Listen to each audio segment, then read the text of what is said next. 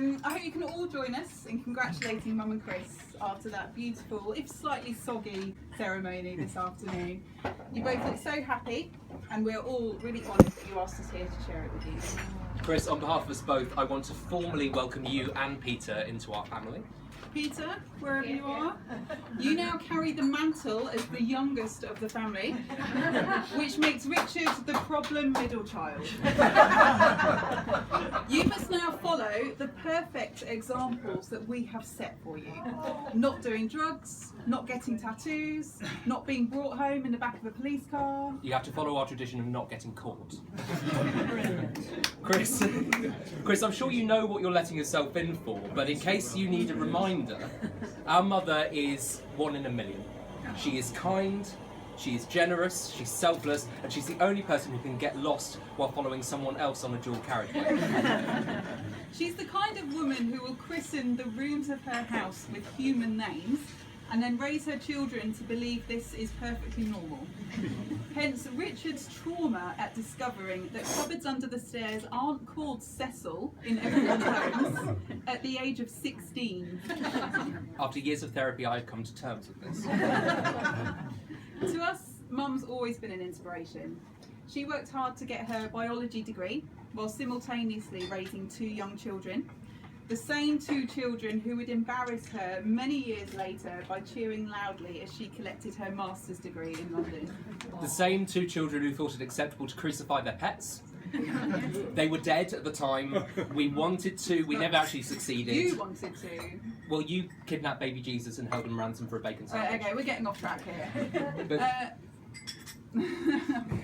Mum has worked tirelessly at Papworth Hospital for over 30 years and is now a clinical nurse specialist who peer reviews articles, who makes presentations for the World Health Organisation, and apparently who terrifies the younger nurses on the wards. I try. And Chris is also a very loving and patient man, which makes him a perfect fit for Mum, as he'll be spending the rest of his life helping Mum search for her glasses, her keys, her handbags, and various other lost items around the house. And Chris is also brave in the face of criticism. When we first had our first Christmas meal together as a family, Chris made the starter for us, and it was a gorgeous starter of quail's eggs nestling in a bed of whole wheat linguine. And he remained perfectly stoic in the face of 2 hysterical 20-somethings who found it hilarious that he had cooked them spaghetti for Christmas dinner.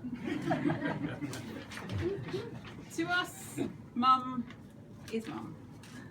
She's the mum who drove us to countless performances and rehearsals, never once complaining, despite the fact that she worked long and exhausting shifts.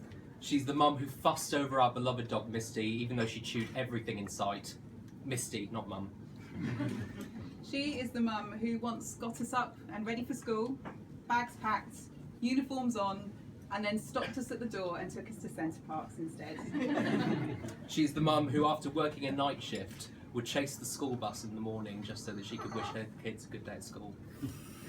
But most of all, she is the mum who deserves every ounce of joy the world has to offer.